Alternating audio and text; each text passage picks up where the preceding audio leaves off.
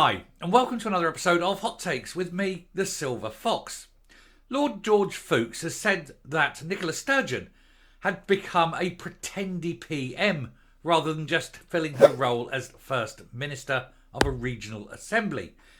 He reckons she got too big for her own boots, kind of forgot exactly who she is and what she was, and thought that she was the Prime Minister of an independent country. She certainly acted that way. She certainly treated Scotland that way. And yet she knew, as we did, that that was not the case. And that attitude has destroyed devolution, it's created division, and it will leave a legacy very sour in a lot of people's mouths. And of course it will ultimately, I think, destroy the SNP. So it is perhaps no bad thing. But we'll take a look at this to see what Lord Foulkes is saying and why Nicola Sturgeon was so damaging both to devolution and to Scotland. Here goes. So the headline here, Nicola Sturgeon pretended to be the Prime Minister of an independent Scotland and hijacked devolution, claims Lord George Foulkes. Of course, she does. She really, in her heart, wants to be someone that bestrides the world stage, that is treated as a national leader. And of course, she is no such thing. As I say, she's merely the leader of a regional council, in effect. No more than like the leader of a German state or a governor of an American state, something like that. Not government, not, local government, yeah, but not national government, not a leader of government, not a head of state, no one of real national importance. Sure, she's the First Minister, but she's not the Prime Minister, and that makes a big difference. And of course, the state is not Scotland. The state is the United Kingdom. And she is not a representative of the United Kingdom. And that's basically what she needs to accept. But she won't. Her ego will not let her. The Scottish Labour peer attacked the former First Minister for her failures in governing Scotland, as he claimed that both her and Alex Salmond had tried to ruin devolution. Well, yeah, because they tried to subdue it. They tried to say that now that what they've got, they need more. They basically ignored the rules of what devolution were. They started doing things that they had no competency to do, and yet did it. And that picture reminds me of Peter Murrell when he's at his most smug. Perhaps they both can give each other the same look through the bars of Barlinnie. A Scottish Labour peer has launched a brutal attack on Nicola Sturgeon, accusing her of hijacking devolution and of acting like a Prime Minister of an independent Scotland, of which she is no such thing. Lord George Foulkes also highlighted a glaring issue with the SNP's Skexit campaigning. Money. They have no competency to do it, and yet they're spending lots and lots of public money doing a party political pursuit. They need to be billed. The Edinburgh-based politician has long campaigned for the UK government to clamp down on the SNP executive overreaching into reserved matters, such as foreign affairs and the Constitution. In fact, everyone in Scotland is fed up with constant constitutional change attempts. Why not just do your actual job and forget about independence, which is just not going to happen? He pointed out that it was about time Westminster acted over the likes of the embassies and the spending on independence papers. And this is what I say. Tell them, order them. They close the embassies because they're not representing the United Kingdom. They're not even representing Scotland, because any Scot abroad who's in trouble, well, he isn't going to waste time wanking himself silly in a little closet in some office in Budapest. He's going to go straight to the British Embassy, who've got the clout to sort out his problem. It's a load of toss, isn't it? Anyway. And of course, all those brochures are very expensive. Bill them. That's party political. They should bill them the entire cost, not just of the printing and the production, but all the staff are there, all the civil service bills, the 100,000 a year, 120,000 a year for your independence minister. Bill them. Send the bill to the SNP. Tell them they have to pay it, or they can't pay it. Close them down. Bankrupt them. It's the easiest way of doing it. You should not be spending public money on party political matters. Speaking to the Hollywood magazine, Lord Foulkes claimed that devolution has been hijacked by the likes of First Ministers Alex Salmond and Miss Sturgeon, with the latter pretending she was a Prime Minister of an independent country while ignoring the issues that she has power over. He said she's a very able politician and a very effective communicator, but wasn't good at running the Scottish government and all the areas that she should have been running. Didn't give a toss. Doesn't care about education, the NHS, the communication. Doesn't care about anything. Sole idea, omni idea, singular objective was independence. Everything she did had to have a tag to independence on it. If she was going to do this, and it's what can we do here, and how can we make this a part of independence? What can we do here? How can we make it different from England so we can push the independence? She would actually do things that were bad simply to be different, so that she could tag in the independence thing. People died because of her obsession, allegedly. Anyway.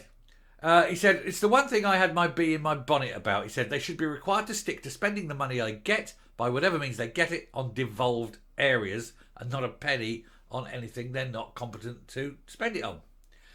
We previously told how an analysis of Miss Sturgeon's diary in her final year as First Minister showed she was heavily involved in meetings about reserved matters, but ignored the likes of the substance abuse crisis and farming, both of which are devolved. Oh yeah, only wanted to talk about the things she wasn't allowed to talk about and deal with, because it really, really ground her that she didn't have the power over it. She was setting herself up, of course, to become Queen Nick the First. Her legacy in Bute House has been disputed since she left her role, as she claimed her biggest achievement was the baby box, a complete and utter, very expensive failure. Having failed to improve the NHS in Scotland or bring down poverty. In fact, poverty went up under Nicola Sturgeon and the NHS got worse under Nicola Sturgeon. In fact, everything got worse under Nicola Sturgeon because she just wasn't there doing her job. She was going, independence, independence, independence, independence. Fuck you, England. Independence, independence, independence.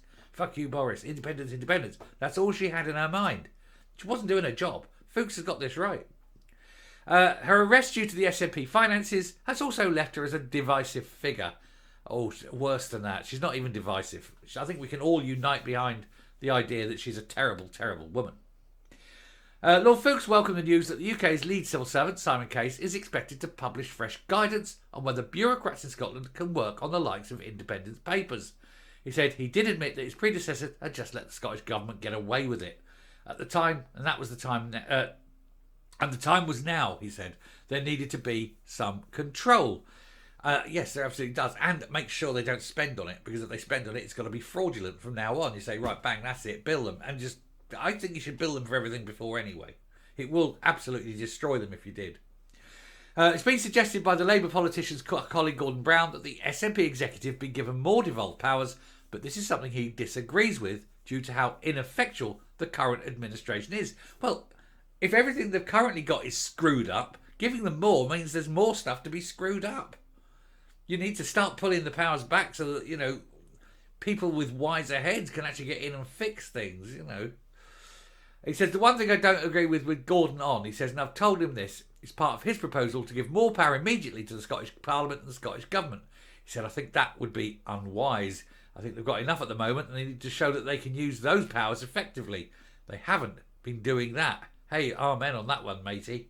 Completely agree, and I think most people can agree. He says, and on the SNP's approach to governing, Lord Foulkes claimed that he was confused about why they're doing such a bad job.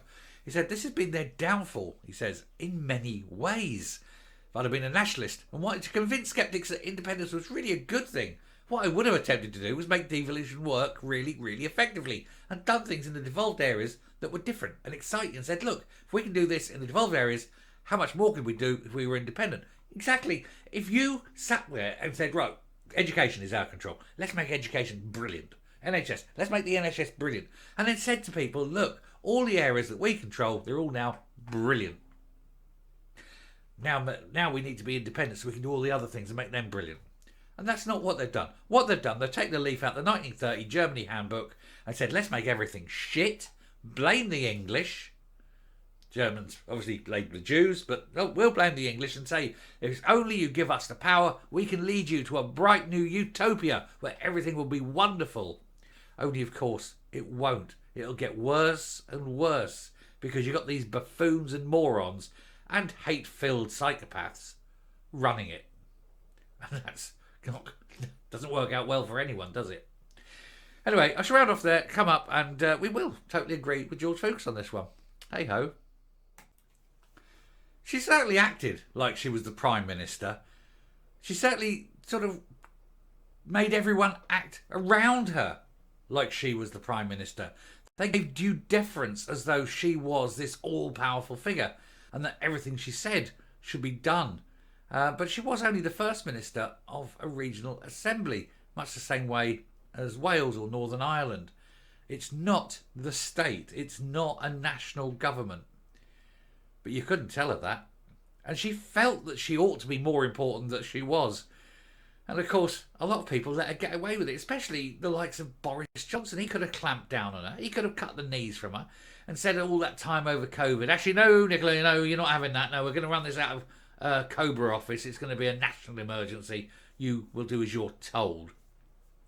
And I think that if he'd have done that, things would have been very different. She would have been sort of brought to heel a little bit. It would have choked her back on her ego. She wouldn't have liked it. But it would have, I think, made things different. I think the way that he gave her the head and basically let her run Scotland like that, it sort of went straight to her head. She became that which, you know, she eventually became. She thought from that point onwards, right, Scotland's mine. I'll run it how I see fit. I'll do what I want. And no one will be able to say anything because she had her trained monkeys, or cabinet, as we would call them. No one at that cabinet would ever argue against her. She was never, nothing was ever put to a vote. It was, this is what Nicola thinks. And they all went, oh, yes, yes, yes, yes, yes. Because they were all kiss-ass yes men, weren't they? And that's why it turns out all so badly. George Foulkes got nailed. Anyway, I'll stop there. Thank you very much. There's a load to do today. This is only the first of many. So do please hit the subscribe button. Do pay attention. We will be back because I've got a lot more to get through. So until next time, stay safe, stay well, and I will speak to you later. Goodbye.